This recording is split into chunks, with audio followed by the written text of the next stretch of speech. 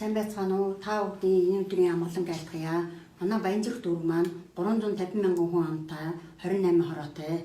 Баянзүрх дүүргийн эрүүл мэндийн төв маань зөөлөх поликлиник салбар амбалтаар 1, 2 гэсэн байршилтаагаар бэлгийн замаар дамжих халдварын 4 ихэмж, зохицуулагч ихэмж 1, совилогч 3, лаборант 3 хүний орондоотойгоор үйл ажиллагаагаа явуулж байна. За, Тэмбэг ус төрийн аян маань эхлээд 5 сарын хугацаа өнгөрчээ.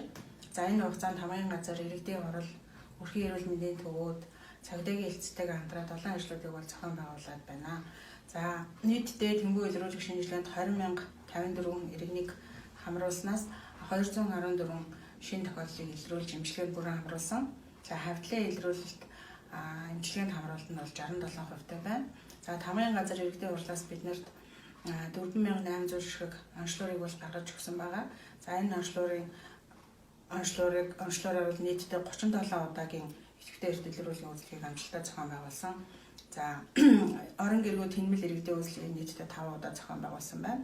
Зөв амьдрах ухаан төрийн бас байгууллага тариалагддаг иргэд, цагаан давааны хогийн цэг дээр амьдардаг иргэд гэх мэтчлэн орон гэргүй иргэдэг бол бид үзлэг шинжилгээнд хамруулсан. Мөн манай Цэн оюун өрхийн эрүүл мэндийн төв дээр мобайл технологи хэрэгжээд мобайл технологийн хүрээнд Тэмбэг илрүүлэх шинжилгээ хийгдэж байна. Мөн эрүүл мэндийн даатгалын багц үзлэг онцлогоор бол 18-аас 35 насны залуусыг бас Тэмбэгийн шинжилгээнд бид нар хамруулад ажиллаж байна. Тэгээд бидний тулгамдж асуудал нь болохоор орон гэргийн иргэд болон биеийн үнэлэгч нарын илрүүлэг шинжилгээнд хамруулсан боловч үүндээ эргээд иргэн эмчлэгдэх тал дээр хангалтгүй байгаад байна.